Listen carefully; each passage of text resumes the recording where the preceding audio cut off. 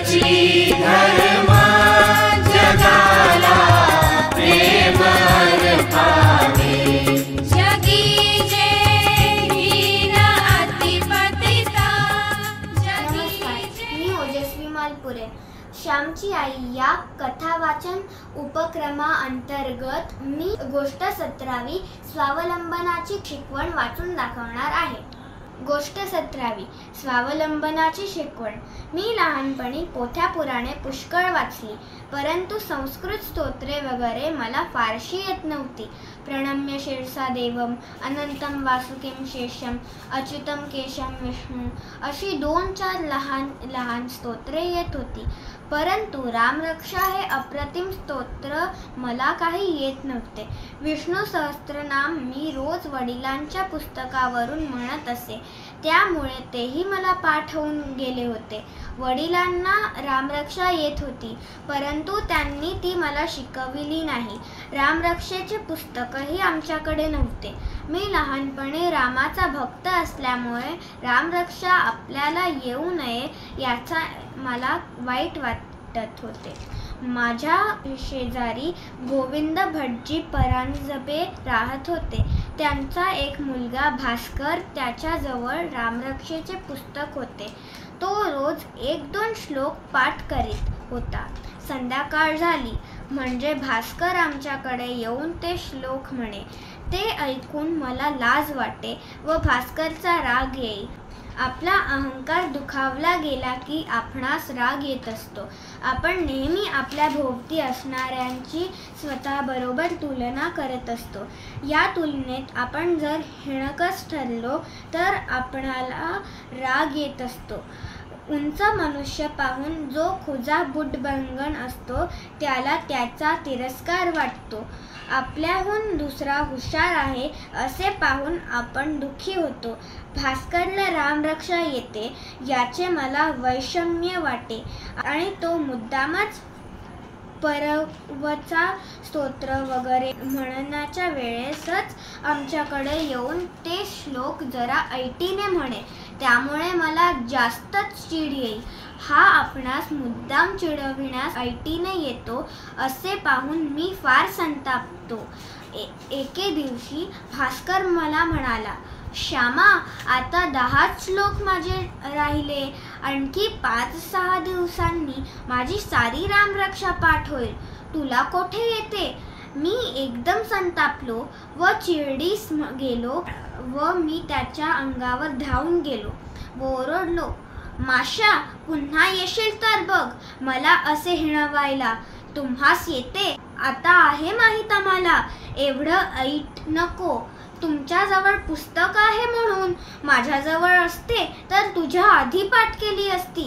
मोठा आला आहे पाठ करणारा, जा आपल्या घरी जा, येऊ नको आमच्याकडे, मी मारीन नाही तर। आमची शब्दाशब्दी व बाचाबाची ऐकून आई बाहेर आली। तिने भास्करला विचारले, काय रे झाले भास्कर, श्यामने तुला का मारले? भास्कर म्हणाला, श्यामच्या आई, मी नुसते म्हटले की आणखी 5-6 दिवसांनी सारी रामरक्षा माझी पाठ होईल, तर तू एकदम चिडून माझ्या अंगावर धावून आला व म्हणे तुला मारीन नाहीतर चालता हो। आई माझ्याकडे वळून म्हणाली, होय का रे श्याम, असे आपल्या शेजारच्यांना म्हणावे का? तूच 4दा त्यांच्याकडे जाशील। मी रागात म्हटले, तो मला मुद्दाम हिणवायला येतो, तुला कोठे येते रामरक्षा असे मला हिणवीत? तो म्हणाला, विचार आला त्याने असे म्हटले की नाही? जसा अगदी साळसूद, स्वतःचे काही सांगत नाही, खोटारडा कुठला। आई म्हणाली, मला रामरक्षा येते व तुला येत नाही असे त्याने म्हटले, यात रे त्याने काय चिडविले? खरे तर त्याने सांगितले, आपला कमीपणा दूर करावा, तू सुद्धा रामरक्षा शिकावी असं भास्करला वाटते, म्हणून तो तुला चिडवितो। राम विजय, हरी विजय पुन्हा पुन्हा वाचतोस, पण रामरक्षा पाठ का नाही करीत? मी म्हणालो, भाऊ शिकवित नाही व माझ्याजवळ पुस्तक नाही। आई म्हणाली, भास्करचे पुस्तक आहे ना, ते त्याला नको असेल तेव्हा घेत जा, नाही तर त्याच्या पुस्तकावरून ते उतरून घे व पाठ कर. भास्कर आपल्या घरी गेला व मी मनातल्या मनात निश्चय करीत होतो, येत्या रविवारी सारी रामरक्षा उतरून घ्यायची असे मी ठरविले. मी कोरे कागद घेऊन त्यांची वही शिवली, लेखणी चांगली तयारी करून ठेवली व रविवारची वाट पाहत बसलो. रविवार उजाडताच मी भास्करच्या घरी गेलो. भास्कर कदाचित मला पुस्तक देणार नाही म्हणून एकदम भास्करच्या आईजवळ मी गेलो व तिला गोड शब्दात म्हटले, भीमाताई, भास्करला रामरक्षेचे पुस्तक आजच्या दिवस मला द्यायला सांगाल का? मी रामरक्षा उतरून घेणार आहे. मला पाठ करायची आहे. आज सुट्टी आहे. मी संबंध दिवसभर लिहून काढेन. भीमाताईंनी भास्करला हाक मारली व त्या म्हणाल्या, भास्कर, श्याम एवढा मागत आहे तर आजचा दिवस दे त्याला पुस्तक. तो काही फाडणार बिडणार नाही. श्याम शाईचे डाग वगैरे नको पाडू, जपून वापर. दे रे त्याला. भास्कर देण्यास तयार नव्हता. तो म्हणाला, आज सुट्टी असल्यामुळे उरलेली सारी रामरक्षा मी पाठ करणार आहे. मी नाही देणार त्याला पुस्तक. माझे पाठ करायचे राहील. भीमाताई भास्करवर रागवल्या, तुझे अगदी आजच चढले आहे नाही का रे? उद्या परवा पाठ कर तुझी उरलेली रामरक्षा. शेजारचाच श्याम आहे ना तो, त्याच्या जवळ कसली अढी दाखवितोस? दे त्याला, नाहीतर बघ. भीमाताईंचा राग भास्करला माहीत होता. भास्करने रागारागाने ते पुस्तक मला आणून दिले. मी ते पुस्तक घेऊन घरी आलो. लिहिण्यास एकांत मिळावा म्हणून गुरांच्या गोठ्यात जाऊन बसलो. गुरे चरवण्यास गेली होती. दौत, लेखणी, वही सारे सामान सिद्ध होते. रामरक्षा लिहिण्यास सुरुवात केली. दुपारच्या जेवणाच्या वेळेपर्यंत बहुतेक रामरक्षा लिहून झाली. दुपारची जेवणे होताच पुन्हा लिहिण्यास बसलो. लिहिले संपले त्यावेळेस मला किती आनंद झाला होता. केवढी कृतार्थता वाटत होती. माझ्या हाताने लिहून काढलेली रामरक्षा. माझ्या आईच्या माहेरी जुन्या वेदांतिकांच्या हस्तलिखित पोथ्या किती साऱ्या होत्या. ठळक वजनदार अक्षर, कोठे डाग नाही अशा त्या पोथ्या मी पाहिल्या होत्या. पूर्वी हिंदुस्थानात सर्वत्र हातांनीच पोथ्या पुस्तके लिहून घेत. सर्व जगात तीच पद्धत होती व ज्याचे अक्षर मोत्यासारखे सुंदर त्याला मान मिळत असे. मोरोपंतांच्या चरित्रात काशीतील कितीतरी हस्तलिखित ग्रंथ त्यांनी स्वतः लिहून घेतले होते. ते लिहिले आहे. त्या काळात आळस माहीत नव्हता, छापखाने नव्हती, पुस्तकांची टंचाई. काशीतून पुस्तके मोरोपंत बारामतीस बोलावून घेत व त्यांचे हस्तलिखित घेऊन पुन्हा काळजीपूर्वक परत पाठवीत.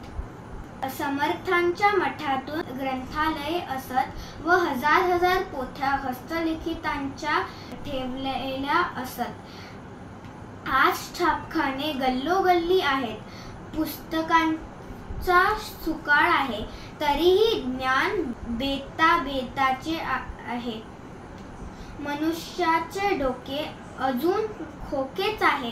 जीवन सुधारले किंवा सुसंस्कृत झाले, अधिक माणुसकीचे झाले, अधिक प्रामाणिकपणेचे झाले व कर्तव्यदक्षतेचे झाले, अधिक त्यागाचे व प्रेमाचे झाले असं दिसत नाही. परंतु ते जाऊ दे. मला त्या दिवशी खूप आनंद झाला होता खरा. भास्करचे पुस्तक मी नेऊन दिले. काय रे श्याम, इतक्या लवकर लिहून झाले? भीमाताईंनी विचारले. मी म्हटले, हो, ही पहा वही. एका आठवड्यात पाठ करून टाकायची असे मी ठरविले.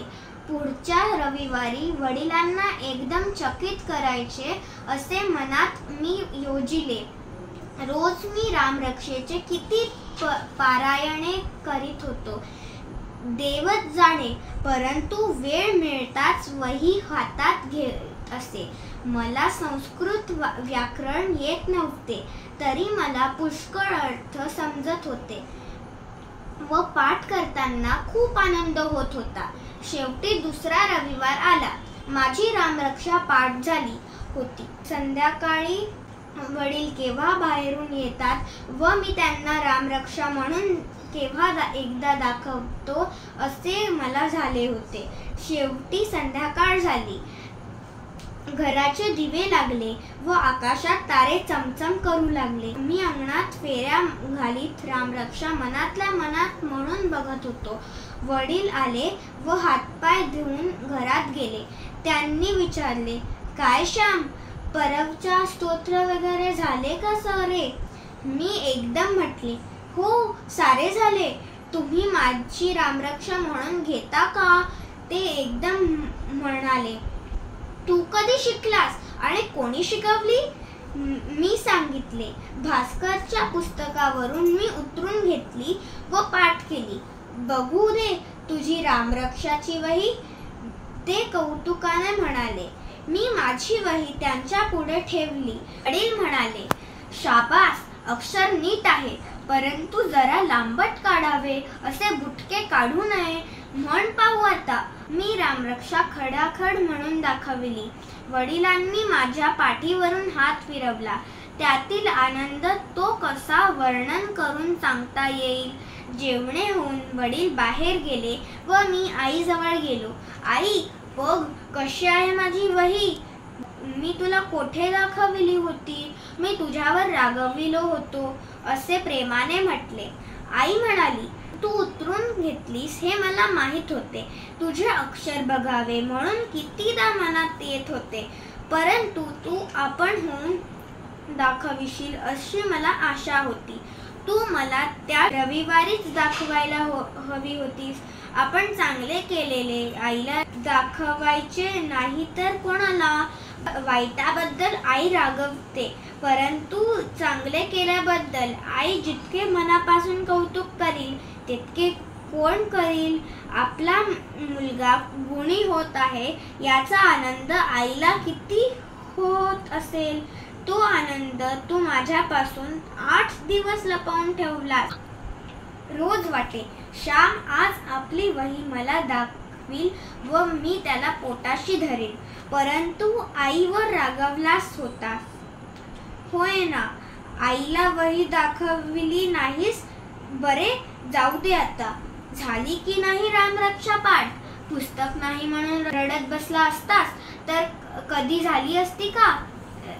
अरे, आपल्याला हात पाय डोळे सारे आहे. स्वतःच्या पायावर उभे राहावे. ज्याला बुद्धी आहे, मनात निश्चय आहे, त्याला सारे काही आहे. असाच कष्ट करून मोठा हो. परावलंबी कधी होऊ नको, परंतु त्यात एक गोष्ट लक्षात ठेव, दुसऱ्यापेक्षा आपल्याला अधिक काही येते या गर्वाने कोणाला हिणवू नकोस, कोणाला तुच्छ लेखू नकोस. दुसऱ्यालाही आपल्या जवळचे द्यावे व आपल्यासारखे करावे असे बोलून आईने वही हातात घेतली व तिला आनंद झाला, कृतार्थता वाटली. या पहिल्या पानावर रामाचे चित्र असले की झाली खरी रामरक्षा. तो मोहन मारवाडी देईल तुला चित्र रामाचे. त्याच्या दुकानातील कापडावरून असतात. माग त्याच्याजवळ व चिकटव. तू आज देवाला फार आवडशील, कारण तू स्वतः कष्ट करून सारे लिहून काढले, त्यांचे स्तोत्र पाठ केले, म्हणून त्यांना खूप आनंद होईल. या कथेतून मला हा बोध मिळाला की आपल्या पुढे काही प्रश्न उभे राहिले तर आपण ते न रडता स्वावलंबनाने व हुशारीने सोडवावे. धन्यवाद.